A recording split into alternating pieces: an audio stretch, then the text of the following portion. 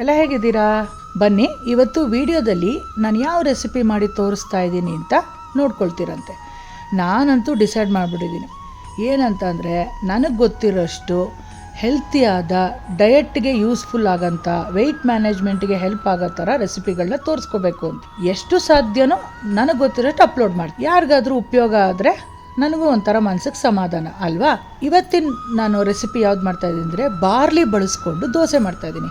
ಎಲ್ರಿಗೂ ಗೊತ್ತು ಬಾರ್ಲಿ ಎಷ್ಟು ಒಳ್ಳೆಯದು ಅಂತ. ಇಲ್ಲಿ ನಾನು 1 ಕಪ್ ಬಾರ್ಲಿಗೆ 1/4 ಕಪ್ ಹೆಸರುಬೇಳೆ ಹಾಕಿ 1 ಟೀ ಸ್ಪೂನ್ ಮೆಂತ್ಯ ಹಾಕಿ ಚೆನ್ನಾಗಿ ಧೂಳು ಹೋಗೋವರೆಗೂ ತೊಳೆದ್ಬಿಟ್ಟು ಒಳ್ಳೆ ನೀರಲ್ಲಿ ಒಂದು 5 ರಿಂದ 6 ಗಂಟೆ ಕಾಲ ನೆನೆಸಿಡ್ತಾ ಇದ್ದೀನಿ. ನಾನು ಅರೌಂಡು ಬೆಳಗ್ಗೆ 10 ಗಂಟೆಗೆ ನೆನೆಸಿಟ್ಟಿದ್ದೆ. ಸಂಜೆ 7 ಗಂಟೆಗೆ ಇದನ್ನು ರುಬ್ತಾ ಇದ್ದೀನಿ. ನೈಸಾಗಿ ರುಬ್ಕೋಬೇಕು. ಬಾರ್ಲಿನೂ ತುಂಬ ಬೇಗ ನುಣುಪಾಗುತ್ತೆ, ಏನು ತೊಂದರೆ ಇಲ್ಲ. ನೀವು ಹೆಸರುಬೇಳೆ ಬೇಡ ಅಂದರೆ ಉದ್ದಿನಬೇಳೆ ಬಳಸ್ಕೋಬೋದು. 1/4 ಕಪ್ ಹೆಸರುಬೇಳೆ ನಾ ಬಳಸಿರೋದಂಗೆ ನೀವು 1/4 ಕಪ್ ಉದ್ದಿನಬೇಳೆ ಬಳಸ್ಕೋಬೋದು. ಆದಷ್ಟು ಉದ್ದಿನಬೇಳೆ ಅವಾಯ್ಡ್ ಮಾಡೋಣ ಅಂತ ಹೆಸರುಬೇಳೆ ಹಾಕಿದ್ದೀನಿ. ಎಲ್ರಿಗೂ ಗೊತ್ತಿರೋಂಗೆ ಹೆಸರುಬೇಳೆ ಕೂಲಿಂಗ್ ಏಜೆಂಟು, ಭಾಳ ತಂಪು ಕೊಡುತ್ತೆ ದೇಹಕ್ಕೆ. ಸೊ ಹಾಗಾಗಿ ಹೆಸರುಬೇಳೆ ಬಳಸ್ಕೊಂಡು ಮಾಡೋದು ಒಳ್ಳೆಯದು. ಇದನ್ನು ನೈಸಾಗಿ ರುಬ್ಬಿಟ್ಟು ಒಂದು ಪಾತ್ರೆಯಲ್ಲಿ ಹಾಕಿಟ್ಕೋತಾ ಇದ್ದೀನಿ.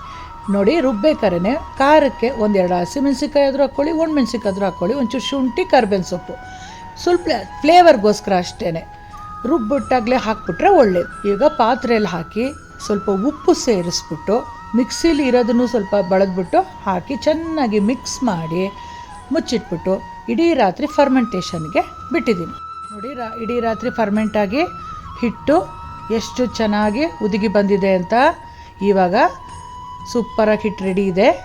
ಈಗ ಗರಿಗರಿಯಾಗಿ ದೋಸೆ ಮಾಡ್ಕೋಬೋದು. ಇದಕ್ಕೆ ಒಂದು ಖಾರವಾಗಿರೋ ಚಟ್ನಿ ಮಾಡಿ ತೋರಿಸ್ತಾ ಇದ್ದೀನಿ. ಟೊಮೆಟೊ ಈರುಳ್ಳಿ ಚಟ್ನಿ.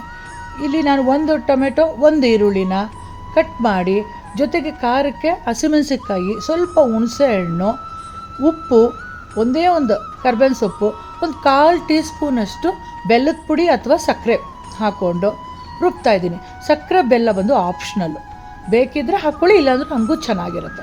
ಸೂಪರಾದ ಚಟ್ನಿ ರೆಡಿ ಆಯಿತು. ಈಗ ದೋಸೆ ಮಾಡಿಕೊಡ್ತಾ ಇದ್ದೀನಿ. ನೋಡಿ, ಸೂಪರಾಗಿ ಬರುತ್ತೆ ದೋಸೆ. ಎಷ್ಟು ತೆಳು ಬೇಕಾದ್ರೂ ಮಾಡ್ಕೋಬೋದು. ಯಾರಿಗೂ ಗೊತ್ತಾಗಲ್ಲ ಇದು ಬಾರ್ಲಿ ಅಕ್ಕಿಯಿಂದ ಮಾಡಿದ್ದೀರಂತ, ಅಷ್ಟು ರುಚಿಯಾಗಿರುತ್ತೆ. ಇನ್ಫ್ಯಾಕ್ಟ್ ನನ್ನ ಕೇಳೋದಾದರೆ ರೆಗ್ಯುಲರ್ ವೈಟ್ ರೈಸ್ಗಿಂತ ಈ ಥರ ಡಯಟ್ ರೆಸಿಪಿಗಳು ಭಾಳ ಚೆನ್ನಾಗಿರುತ್ತೆ. ಜೊತೆಗೆ ಪ್ರೋಟೀನ್ ಇರೋದಕ್ಕೋಸ್ಕರ ಹೆಸರು ಕಾಳು ಉಸ್ಲಿ ಮಾಡಿದ್ದೀನಿ, ಮತ್ತು ಬೀನ್ಸ್ ಪಲ್ಯ 1 ಕಪ್ಪು, ಸಲಾಡ್ ಬದಲಾಗಿ ಪಲ್ಯ ಮಾಡಿಕೊಟ್ಟಿದ್ದೀನಿ. ಖಂಡಿತ ನಿಮಗೆ ಈ ವಿಡಿಯೋ ಇಷ್ಟ ಆಗಿದೆ ಅಂತ ಅಂದ್ಕೊಂಡಿದ್ದೀನಿ. ನೀವುಗಳು ಟ್ರೈ ಮಾಡಿ ರುಚಿ ಹೇಗೆ ಬಂತು ಅಂತ ನೀವು ನನಗೆ ಕಮೆಂಟ್ಸಲ್ಲಿ ಹೇಳಿ. ಓಕೆ, ಆದಷ್ಟು ನನ್ನ ವೀಡಿಯೋಗಳನ್ನು ಫಾಲೋ ಮಾಡ್ಕೊಂಡು ನೋಡಿ ಅಂತ ಕೇಳ್ಕೊತೀನಿ. ಇನ್ಸ್ಟಾಗ್ರಾಮಲ್ಲೂ ಬರುತ್ತೆ, ಫೇಸ್ಬುಕ್ಕಲ್ಲೂ ಬರುತ್ತೆ, ಯೂಟ್ಯೂಬಲ್ಲೂ ಬರುತ್ತೆ. ಯಾವುದ್ರಲ್ಲಿ ನೋಡ್ತಿದ್ರು ದಯವಿಟ್ಟು ಸಬ್ಸ್ಕ್ರೈಬು ಫಾಲೋ ಮಾಡಿಕೊಂಡು ನೋಡಿ ಅಂತ ಕೇಳ್ಕೊತೀನಿ ಫ್ರೆಂಡ್ಸ್.